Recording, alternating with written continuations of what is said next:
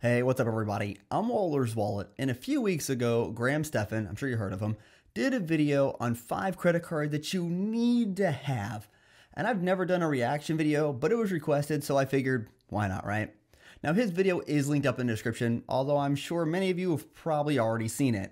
Now, if you want a simple way to help out the channel, consider hitting that thumbs up button. Also, don't forget to subscribe to the channel and turn that bell notification on as well so you don't miss out on future videos. Now, I think I should really preface this whole video by saying, sometimes I can come off as being a bit abrasive or kind of a dick because I can just be quite blunt and it can rub people the wrong way or make people think I'm taking shots at someone. And I'm not doing that by any means. I mean, Graham has like 180 or 190 times more subs than I do, which is almost equal to the number of Yada tickets I have each week in my account. So if I do hurt somebody's feeling here, really, it's not my intention. All right, before Graham gave us the 5 cards he said you can't be without, he actually made a great recommendation for someone who doesn't have a credit history or credit score high enough to get these cards. He recommended the Discover It Secure card, and I completely agree here. Discover's a fantastic bank, and their credit cards can be very rewarding and help people build a solid credit history. And their Secure card even earns cashback rewards, and they will allow you to graduate up to a non-secure card as well. So good job, Graham. Then let's move on to the only 5 cards he says you will ever need. And these include the Citi Double Cash, the Amazon Prime card, the Chase Freedom Flex, the American Express Gold card, and the Chase Sapphire Reserve. So let's go card by card, and I'll tell you if I think these are must-haves or not, and then I'll tell you the cards I think the cards are the ones you must have. Now for the Citi Double Cash, I think having a catch-all card for that non-bonus spend is very important. And at a minimum, you should be earning 2% cash back on all your purchases. Anything less than that and you're losing out on rewards. And I do find it interesting here the fact that Graham recommends this card over a card like the Chase Freedom Unlimited, since he mentions the Chase Sapphire Reserve, since that would be 2.25% based on his 1.5 cent per point value of his ultimate reward points. And there are plenty of 2% cashback cards on the market right now. And one caveat I think people should consider with the Double Cash is the fact that it does have foreign transaction fees. So if you're someone who travels internationally, there are other 2% cashback cards in the market that could be better that don't have foreign transaction fees. But I think the Citi Double Cash is a solid card, especially for non-bonus spend, so I'm smashing that thumbs up button on this option, and for many people, I think this card would be just fine. Now let's talk about the Amazon Prime card. And this one is getting a big ol' nope for me. This is not a card someone needs. Now, I fully understand there are millions of people who have an Amazon Prime membership, but still, you don't need this card. Because while this card has no annual fee, it does have an indirect annual fee since you do need to pay your Amazon Prime membership, which people are paying anyways. But there are plenty of ways to earn 5% back on Amazon purchases without the Amazon Prime card. I mean, I even did a whole video on other options for you. And I think the best thing about this card might be that boost in rewards you get around Amazon Prime Day for spending. But even if you have an Amazon Prime membership, this card gets a no for me. So I don't agree here, I just don't think you need this card. Then we have the Chase Freedom Flex, and I do agree, this is a solid card, and it was a card people should have had when it was just the old Chase Freedom credit card. But while it's improved, I don't think the earning rates on this card were that big of an improvement on the Chase Freedom Flex. But the bonus offer in year 1 to its rotating categories, this is a very solid card, especially if you're stacking it with the Chase Sapphire Reserve, which it looks to be as Graham is doing.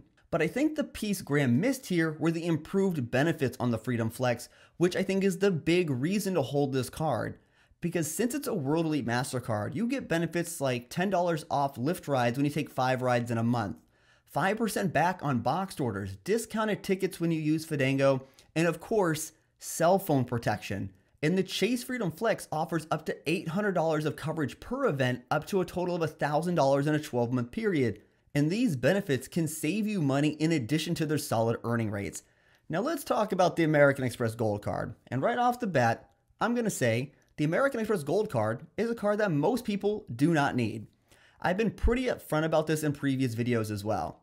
Now, from a bonus perspective, you can always find a better offer going private browser incognito, so please do not be applying for the 35,000 point offer. You would just be screwing yourself out of points.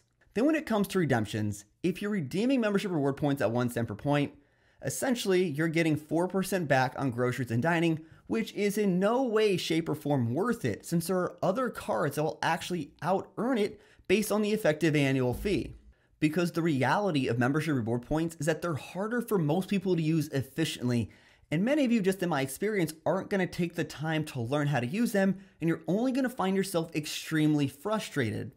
Then when it comes to the airline and dining credit, the airline credit from American Express is not user-friendly, and you need to jump through hoops to make sure you can use it, and I don't think you can value it at 100% of its true value. Then as far as the dining credit goes, these meal delivery services have inflated food costs. To avoid fees, you need to pick up the food, and if you weren't using these services to begin with, you're just spending money to justify this benefit. And as far as the point earnings of 4x on dining and groceries, these are pretty solid. The problem I see here is that many people just look at this card in a vacuum, and there are other cards out there that earn very well for these categories as well. So while this card gets a lot of press and publicity, this card is not going to be beneficial for everyone, and there are people who have this card who don't need this card. They aren't looking at the opportunity cost compared to other cards with comparable annual fees and earning rates to even cards with no annual fee. And you would really need to spend a lot of money on those 4x categories compared to other options to really justify it. Then lastly, the last card Graham said you needed was the Chase Sapphire Reserve. Now, if you're someone invested in the Chase ecosystem, the Chase Sapphire Reserve is a decent card to have because they do have transfer partners such as like Hyatt. You can redeem your points at 1.5 cents per point value through their travel portal, even with the pay yourself back benefit, even though I think the Chase Sapphire Reserve does need a refresh. And for the right person, this card could be worth keeping, but you want to make sure you're invested in the Chase ecosystem. Now, that $300 travel credit is more of a shifting of money. I don't agree with the fact that people think this is free money. It's prepaying your own travel here. You give Chase $550 at an annual fee, and when you spend money on travel, they just give it back to you. But if you're getting this card, then I'm going to assume you're someone who wants to travel and you're going to use that travel credit. And again, the travel protections on this card are great travel protections. And as I have said plenty of times, Chase Ultimate Reward Points have really become more of a glorified cashback program. And outside of year one value, I just don't think this is a card that you absolutely need. Is it a good card? Yeah, sure it is. It offers decent benefits, but I'm not sure this is a card you actually need. I mean, if you want really good benefits and you're someone who enjoys benefits, a card like the Platinum card offers far better benefits than the Chase Sapphire Reserve. And I do think Chase hurt the value of the Sapphire Reserve when they gave the Freedom Flex 3% back on dining. And overall, I think Graham really built more of a cashback setup since he was using the Chase Sapphire Reserve at 1.5 cents per point for travel or even the pay yourself back benefit, and then he threw in the American Express Gold card for its higher earning rates. But his cashback setup is a bit on the pricey side, and it had many overlapping categories. Then he calculated the extra benefits like the Lift Pink benefit on the Sapphire Reserve and the airline credit on the Gold card at 100% of their value, and I think he overvalued them a little bit. Maybe he uses these benefits daily, which at that point, sure, I guess you could count it at 100% of the value. But if you're only using these benefits because it is a benefit and you are using them daily, I just don't think you can calculate it at 100% of its actual value. Now, of the 5 cards Graham says that you need to have, I would say there are just 2 cards on that list that you do need to have. Some form of a 2% cashback card and the Chase Freedom Flex. Now, for those of you who watch the channel pretty consistently, you know I'm predominantly earning cash back on my day-to-day earnings, but I also know how to use my points pretty efficiently. So I think I'm going to give you the 5 cards I think that you need that will offer you the best return on your spending and also cover a lot of categories. And I'm also going to stick with personal cards here, and it's pretty much going to be cash back or some form of cash back. Now for the first card, I'm going to stick with Graham's recommendation of the Citi Double Cash at earning 2% back. Getting 2% back is a nice catch-all card, and it really should be the lowest return you get on any of your spend. Then we're also going to keep in the Chase Freedom Flex here because the rotating 5% categories are great, and I love the benefits on this no-fee credit card as well. Plus you also get 3% back on dining and 3% back on drugstores. Then let's take a look at the other 3 credit cards, and this was actually pretty hard to narrow down. Now, people often overlook the US Bank Cash Plus, but getting to pick 5% back on 2 categories with no annual fee is an absolutely great value. And the options to pick from on the US Bank Cash Plus are practical as well. I mean, who doesn't have internet and utilities, right? Plus there are other plenty of great options. And you get to earn 5% back on the first $2,000 spent each quarter. Then I'm looking at a long-term grocery card. And while it's not perfect, I think the Blue Cash Preferred is the choice here, earning 6% back on grocery spent up to $6,000 a year, 6% back on streaming, you get 3% back on transit, and as well as 3% back on gas purchases. Plus you also get access to American Express offers, which are super valuable. Then lastly, the last card I think someone needs hits the travel categories and also offers really good travel protections. I think the card that you need is the US Bank Altitude Reserve. Now sure, it has an upfront annual fee of $400, but this is lower than the Chase Sapphire Reserve, and it also has a $325 travel credit. And the travel protections on the Altitude Reserve are pretty solid as well. And it even gives you a TSA PreCheck or global entry credit if you're someone who doesn't already have it. Then you're going to earn triple points on all travel and mobile wallet payments. Then you can redeem these points at 1.5 cents per point for travel, either through their travel portal or with their real-time mobile rewards.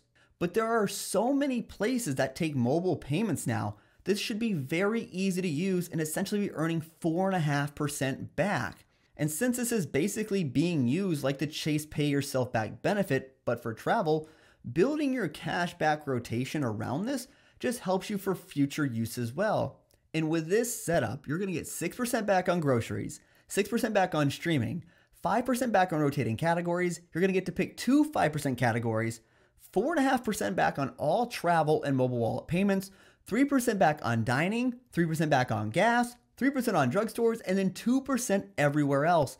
Plus you get solid benefits like cell phone protection, travel benefits, and even a few lounge passes.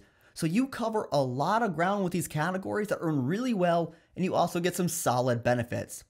Now there are so many different types of setups you can make, and just picking 5 cards is actually pretty tough to do. But tell me, what do you think of my 5 cards I think that you need? Hey everyone, thanks for tuning in this video. If you want to help support the channel, take a look at the links down in the description below. And if you know somebody that could benefit from this video, feel free to share with them. And until next time, safe travel, take care.